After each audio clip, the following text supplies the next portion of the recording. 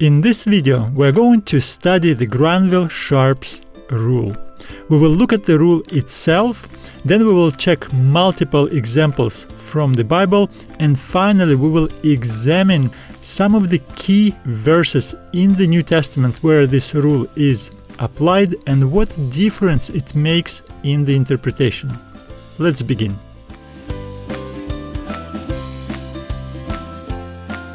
So, who was Granville Sharp? He was a social activist who was fighting for the abolition of slavery. He was a theologian and a linguist.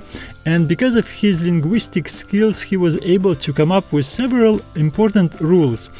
But the first one was the most important.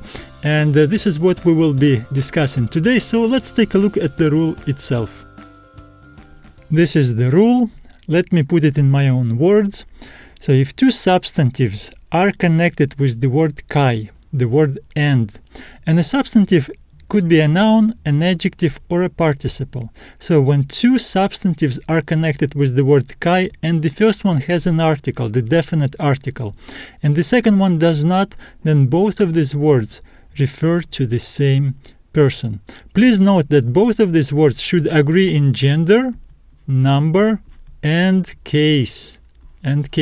So when two of these substantives agree in gender, number, and case, and they're connected with the word kai, the first one has an article, the second one does not, they refer to the same person. This rule is pretty consistent, but it has some exceptions. However, if we apply these three conditions, then this rule will work 100% with no exceptions. So let's take a look at these conditions. Both of these words should be singular, so they are not plural. The second condition, that they should be personal. They should describe a person, not a thing. And the final one, they should not be a proper name. So we cannot use names here like James and Peter or Jesus. So three conditions: singular, personal, and not a proper name. So when these three conditions are met, this rule works 100%. Let us look how this rule works in English. And here we have an English sentence. Let's read it. We met with the owner and captain of the boat, Mr. Jones. We can remove Mr. Jones, but let's just keep it here. So this is our example right here. The owner and captain. This is our conjunction and, the first noun, the second noun, and the first one has the definite article. Please note that both of them are singular, both of them are personal, they describe a person, and none of them is a proper name. So what it means that these two words, the owner and captain, refer to the same person. And here I wrote who this person is, Mr. Jones. We met with the owner and captain. So the owner and captain is one and the same person, Mr. Jones. However, please note, if I will insert another definite article right here, we met with the owner and the captain of the boat, then we met with two people. One is the owner and another one is the captain. All right, but because we do not have the definite article here, we only have it before the first one, then this definite article describes both words, so they refer to the same person. All right, so no second definite article, one and the same person. Now, as we understand this rule, let's see how it is used in the scriptures. And this is our first example. Let's read it first. Emprosten tu teu kai patros hemon, and let's translate it. Emprosten means before, so before, and here we have our Sharp's rule, before the God and Father. Hemon means our, so our Father. So we have two nouns connected with the word kai. The first one has the definite article, the second one does not. These two nouns agree in gender, number, and case. Both of them are singular, genitive, and they are masculine.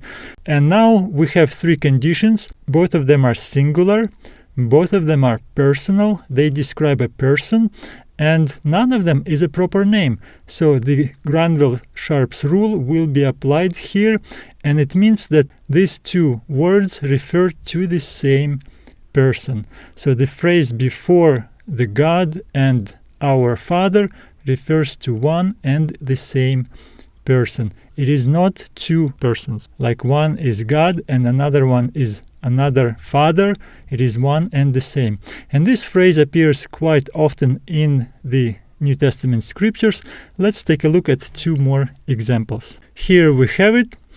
Let's read it. Eulogitos hotheos kai pater, blessed be the God and Father. Here we have the same expression.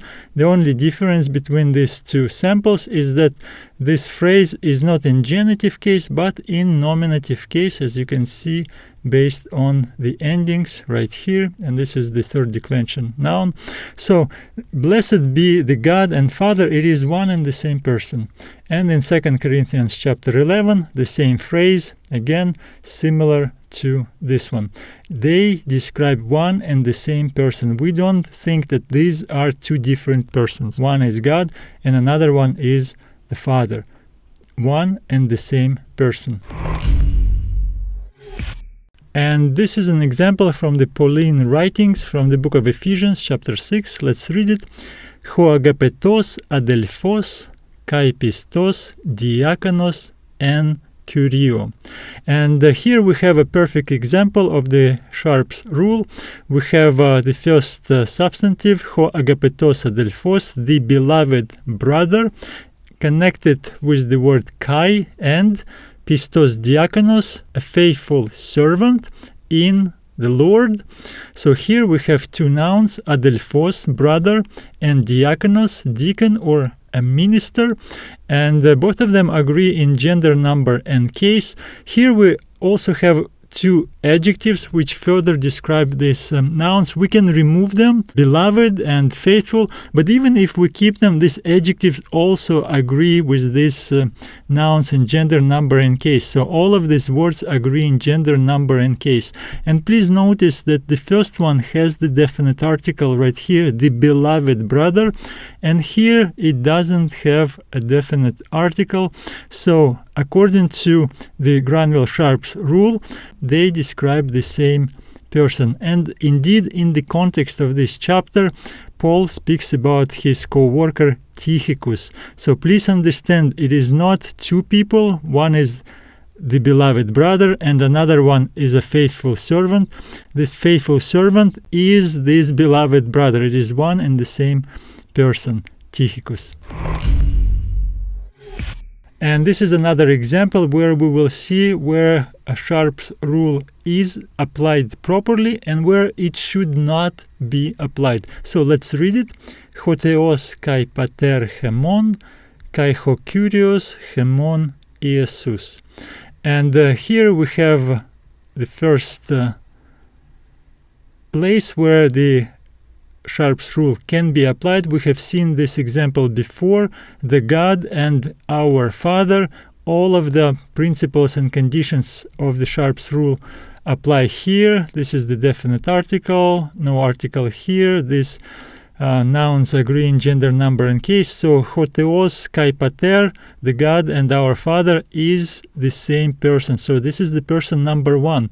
Our sentence continues. There is another word kai, and this is another substantive we have here, the Lord, Hekurios, the Lord, Hemon, our, so our Lord. And please note that Hekurios, the Lord, agrees with the God and Father in gender, number, and case. And also it is singular, personal, and not a proper name. However, here the Sharp's rule cannot be applied. Why? Because the second noun has the definite article as well. And this is why Hekurios is the different person from the God and the Father. If we didn't have this article right here, then our Lord would be the same person as God and the Father. But because we have this article here, it is to signal that this person is different. It is another person, and here we actually see who it is. It is the Lord Jesus. So right here we have a perfect example of Sharp's rule. And here Sharp's rule cannot be applied because the second noun has an article. And here we have 3 identical examples which come from the same book of the Bible. They are just becoming a little bit bigger as more words are added, but the meaning is the same. So let's look at the top statement. It is the simplest one. Tu Kyriou kai soteros, the Lord and Savior. And this is a pure example of the Sharp's rule. The Lord and Savior mean one and the same person. The second line is the same, but we have Jesus Christ. So the Lord and Savior, Jesus Christ. And in the second line, even though we have a personal name, Jesus Christ, we can still apply the Sharp's rule, because this personal name, Jesus Christ, is the genitive of apposition. It is a little bit of syntax right here. Basically, this name simply clarifies who this Lord and Savior is. If we remove it, then we will have this first statement. In fact, if we didn't have the word soteros and we just had the Lord and Jesus Christ, then we could not apply the Sharp's rule because we would have the personal name.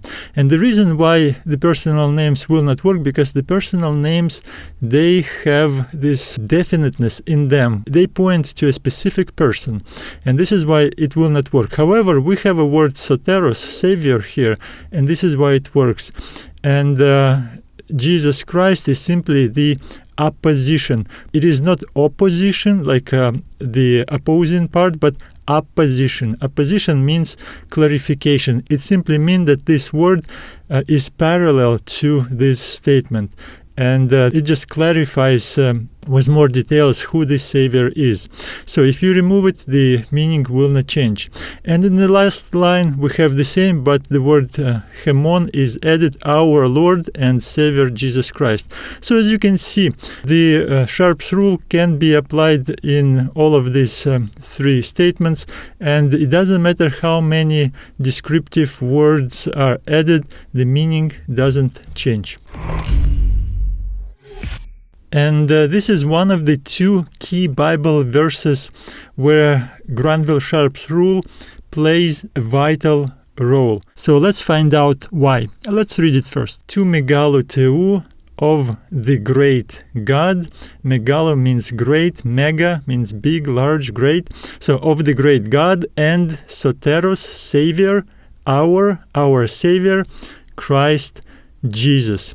And here the Sharp's rule should be applied because we have our conjunction, connecting conjunction kai, and then we have the first substantive, the great God, which has the definite article, and then we have our Savior, and as you can see, it has no article. All of the principles of the Sharp's rule work here. These 2 words agree in gender, number, and case, and both of them are singular, personal, and not the proper names. Here we can simplify. This is the adjective. If we cross it, we will have the God and Savior, and this is a pure example of Sharp's rule. And what it really means, that the great God and our Savior is one and the same person. This proper name, Christ Jesus, here again is a genitive of apposition. So this statement simply clarifies who this God and Savior is. It is like in English, I would say, my friend Judy.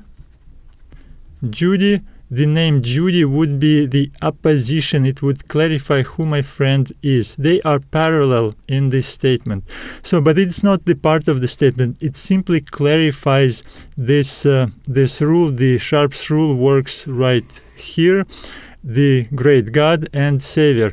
And the reason why we don't have the definite article here is because the author of the book of Titus, he simply wants to tell us that this Savior, our Savior, and the great God is one and the same person. And Christ Jesus simply tells us who this person is. If you were looking for one single Bible text, if you were looking for that one proof text that Jesus Christ is called God, and not just God, but the great God, that this text would be it. And this is our final example. And what I like about these two verses, that they come from the same chapter and stand just 10 verses apart from each other.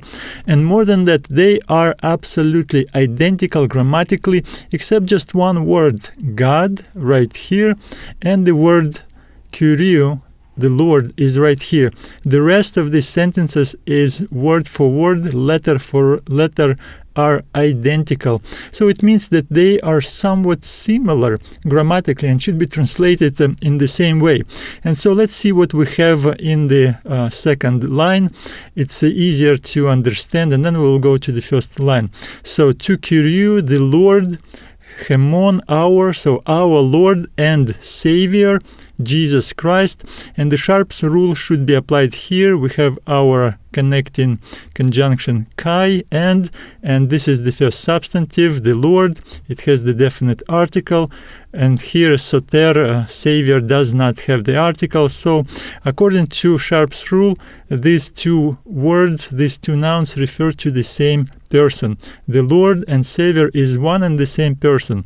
And as in the previous examples, Jesus Christ is the genitive of apposition.